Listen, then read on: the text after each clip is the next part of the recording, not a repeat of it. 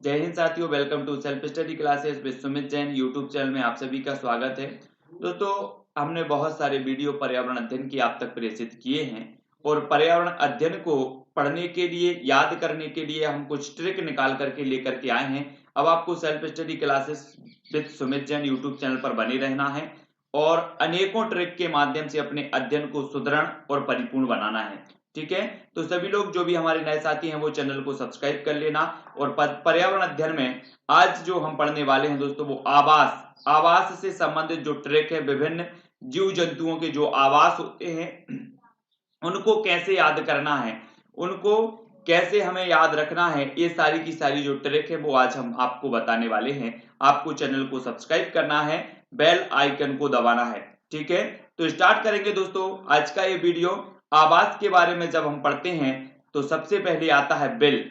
ठीक है, ये जो बिल है, कई जीव जंतुओं के आवास होते हैं बिल, और उन सभी जीव जंतुओं के जो आवास हैं वो हम देखेंगे। ये आपको दिख रहा होगा इस प्रकार से, ये बिल है, इसे विल कहा जाता है और ये जीव जंतुओं का आवास होता है। और इसकी जो ट्रिक है वो क्या है, सांप को देखकर चूहा और खरगोश चींटी और दीमक के बिल में घुस गए। ठीक है, सांप को देखकर चूहा और खरगोश चींटी और दीमक के बिल में घुस गए। तो सांप का भी जो आवास होता है वो क्या होता है, बिल होता है। ठीक है, चूहा का भी आवास क्या होता है, बिल होता है। खरगोश का भी आवास क्या होता है, बिल होता है। चींटी का आवास भी बिल होता है, दीमक का आवास भी बिल होता है। तो हमें सिर्फ याद करना है कि सांप को देखकर चूहा और खरगोश चींटी और दीमक के बिल में घुस गए। ये हमारी ट्रिक है, ये हमारा कोड है। अगर आपको अच्छा लगे, आपको समझ में आए तो वीडियो को लाइक करना है और कमेंट के माध्यम से बताना है। ऐसी अनेकों चीजें मैं आपको याद करवाऊंगा जो आपके एग्जाम के लिए बहुत ही महत्वपूर्ण है। बात कर लेते हैं दोस्तों घोंसला। घोंसला तो आपने देखा ही होगा, इस प्रकार से घोंसला, और इस प्रकार की कई प्रकार के अनेक अनेक पक्षियों के अलग अलग घोंसले होते हैं। जैसे ये आप देख रहे हैं, ये बया पक्षी जो होता है ये इसका घोंसला होता है। ठीक है, ये बहुत ही बढ़िया तरीके से घोंसला बना होता है बया पक्षी का। और इस जो घोंसले जिनका आवास है, जिन पक्षियों का घोंसला आवास होता है उनको देखें। कबूतर ने चिड़िया का कट फोड़ा तो बुलबुल ने दर्द बयां किया। कबूतर ने चिड़िया का कट फोड़ा तो बुलबुल ने दर्द बयां किया। ये आपकी ट्रिक है, ये ट्रिक, ये आप कोड आपको याद करना है। कबूतर का भी घोंसला होता है, चिड़िया का भी आवास घोंसला होता है। कटफोड़वा आपने एक नाम सुना होगा, जो कि पेड़ों में क्या करता है, छेद करता है, फिर अपना घोंसला बनाता है उसमें। तो ये कटफोड़वा है ना। और बुलबुल का भी घोंसला होता है, और बया पक्षी का ये घोंसला है, ये भी आप देखें। तो आपको याद सिर्फ इतना करना है कि कबूतर ने चिड़िया का कट फोड़ा तो बुलबुल ने दर्द बयां किया। ठीक है, और ये सारे के सारे जिन पक्षियों के आवास को घोंसला कहा जाता है, उन पक्षियों के आवास को आप याद कर लेंगे। मांद या फिर गुफा। ठीक है, आपको पता होगा दोस्तों कि शेर के आवास को, शेर जहां रहता है उसे मांद या गुफा कहा जाता है। जैसे हमने जो कोड बनाया है कि शेर भेड़िए भालू के मद में लोमड़ी बने।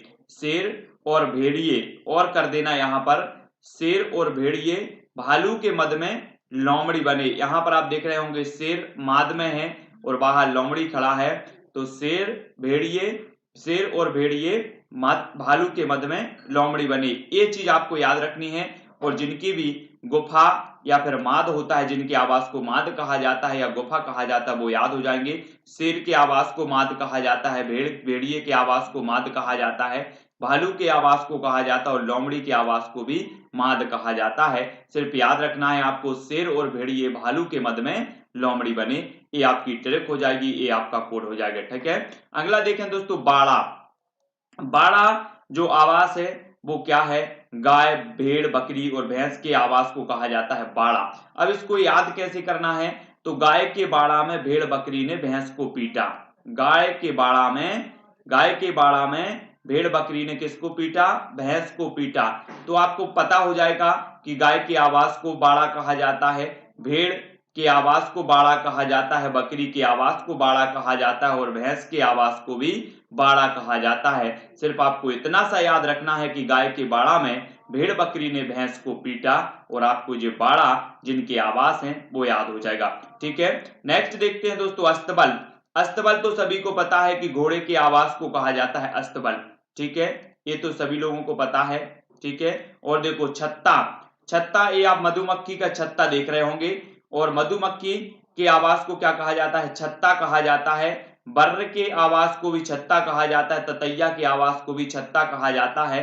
तब आपको याद रख लेना है, मधुमक्खी के छत्ते से बर्र ततैया ने शहद पिया, बर्र और ततैया ने क्या पिया, शहद पिया, किसके छत्ते से, मधुमक्खी के छत्ते से।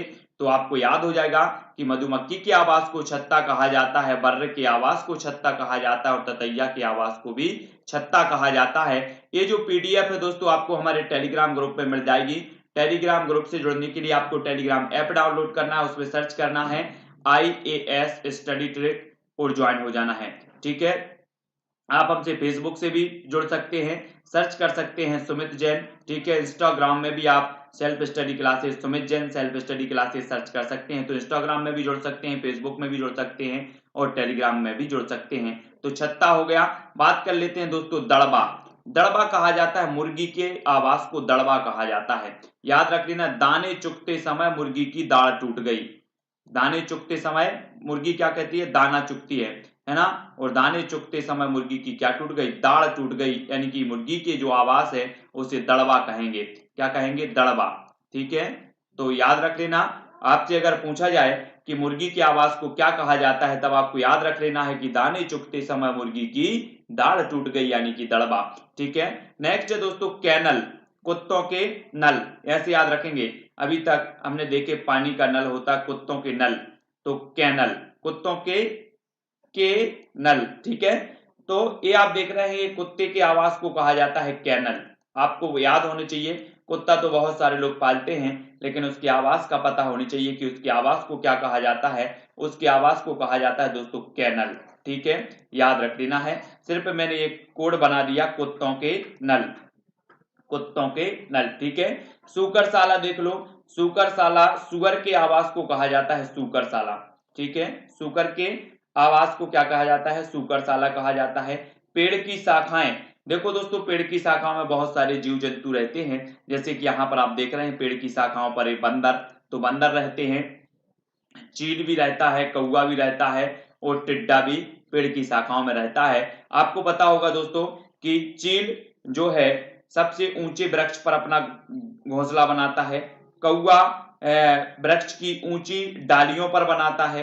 तो ये चीज भी आपको याद रखनी है। क्वेश्चन आपसे बनता है कि निम्न में से बताइए कौन सा पक्षी ऊंचे वृक्ष पर घोंसला बनाता है, तब आपका उत्तर होगा चील। और एक क्वेश्चन पूछा जाता है कि कौन सा पक्षी पेड़ की ऊंची डालियों पर घोंसला बनाता है, तब आपका होगा कौवा।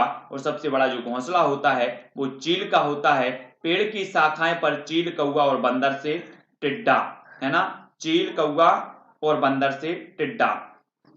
तो याद रख लेना, तो सभी को याद रख लेना है ना, पेड़ की शाखाओं पर जो चील है वो कौवा और बंदर से टिड्डा, टिड्डा अपन बोलते हैं ना, बाल जब बच्चे लोग कुछ रूठ जाते हैं तो उनको टिड्ड बोलते हैं, गाँव में टिड्ड गए, तो वो ही टिड्डा है कि पेड़ की शाखाओं पर चील, कौवा और बंदर से टिड्डा। ये पेड़ की शाखाओं में रहते हैं चील, कौवा, बंदर और टिड्डा, है ना, ये याद रखना है। जाल देखें दोस्तों, जाल, मकड़ी की आवास को कहा जाता है जाल, मकड़ी की आवास को क्या कहा जाता है, जाल, ये चीज याद रखनी है, सभी को पता है। नेक्स्ट है पेड़ का कोटर, पेड़ के कोटर जो है वो कंगारू कहाँ रहता है, कंगारू, कंगारू के आवास को कहा जाता है पेड़ का कोटर, पेड़ का कोटर है ये कंगारू का आवास कहलाता है। कंगारू तो सभी लोग जानते हैं, ये ज्यादातर ऑस्ट्रेलिया में पाया जाता है कंगारू, है ना, और इसकी एक थैली होती है, इस प्रकार से आप देख रहे होंगे, और ये अपने बच्चे को इस थैली में ही रखता है इस प्रकार से, ठीक है। जल की बात करें तो जल में रहने वाले जो जीव हैं, मछली है, मेंढक है, कछुआ और फेफड़े, इनका सभी जो आवास है वो क्या है, जल है, ठीक है। तो यहाँ पर दोस्तों हमने क्या किया कि बहुत सारे आवास लिए, और आवास लिए जिनके एक समान आवास थे, उनकी कुछ कोड बनाया, उनकी कुछ ट्रिक बनाई और उनको याद करने का यहाँ पर प्रयास किया। अगर आपको वीडियो थोड़ा सा भी अच्छा लगा है तो आप वीडियो को लाइक करें, और जितने भी साथी चाहते हैं कि इसी प्रकार से और भी वीडियो मिले, आप तक पहुंचे, प्रेषित हों, है ना, जैसे रबी खरीफ की फसलें इनको याद करने का, और ग्रीन हाउस गैसों को याद करने का, वायु प्रदूषण आदि प्रमुख घटकों को याद करने की ट्रिक। तो ऐसी अनेकों ट्रिकें आएंगी, जैसे वायुमंडल की जो परतें हैं उनको याद करने की ट्रिक। ये सारी की सारी जो ट्रिकें हैं वो आप तक प्रेषित की जाएंगी। सिर्फ आपका कमेंट का इंतजार रहेगा। आप जल्दी से कमेंट करें कि सर इसी प्रकार के वीडियो हमें चाहिए हैं। इसी प्रकार के जो वीडियो हैं याद करने के लिए बहुत ही सहायक है, मददगार हैं। तो आपको सिर्फ अपनी कलम चलानी है ना, टाइप करना है और बता देना है कि सर बहुत ही अच्छा वीडियो है, मददगार है। जितने लोग भी देख रहे हैं सभी लोग बताएंगे, और लाइक सभी को करना है। हो सके तो शेयर भी अपने व्हाट्सएप और फेसबुक ग्रुप में आप कर सकते हो। इतना तो अपने चैनल के लिए कर सकते हो दोस्तों। जब चैनल आपके लिए इतना सब कुछ करने को तैयार है तो आपका भी एक फर्ज बनता है कि हम वीडियो को शेयर करें, लाइक करें, कमेंट में बताएं कि इसी प्रकार के और भी वीडियो आप तक प्रेषित किए जाएं। तो एमपी टेट ग्रेड 3 की तैयारी अगर आप कर रहे हैं तो आपके लिए मोस्ट इंपॉर्टेंट है। रीट एग्जाम की आप तैयारी कर रहे हैं तो इनके भी लिए इंपॉर्टेंट है। सीटीईटी की तैयारी कर रहे हैं या फिर सुपर टेट की तैयारी कर रहे हैं तो उनके लिए भी बहुत ही महत्वपूर्ण है दोस्तों। ठीक है, तो self study classes with Sumit Jain में अनेकों वीडियो आपकी तैयारी के लिए मददगार जो हैं उपलब्ध हैं। सिर्फ आपको करना क्या है कि जो सेल्फ स्टडी क्लासेस है आपको दिख रहा होगा नीचे, जो आप देख रहे हैं वीडियो देख रहे हैं, तो सेल्फ स्टडी क्लासेस चैनल का नाम दिख रहा होगा, इस पर क्लिक करें। क्लिक करेंगे तो चैनल पूरा खुलेगा।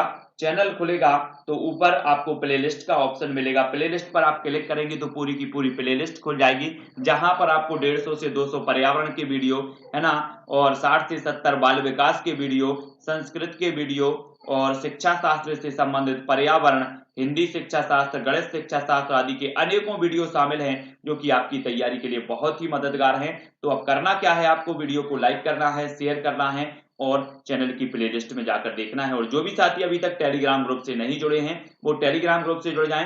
टेलीग्राम ग्रुप से जुड़ने के लिए आपको क्या करना है, टेलीग्राम ऐप डाउनलोड करना है, उसमें सर्च करना है IAS स्टडी ट्रिक और ज्वाइन हो जाना है, क्योंकि सारी की सारी जो PDF है दोस्तों वो टेलीग्राम ग्रुप में ही मैं प्रेषित कर देता हूं। तो टेलीग्राम में अवश्य जुड़ें। तो आज की वीडियो के लिए बस इतना ही। जय हिंद।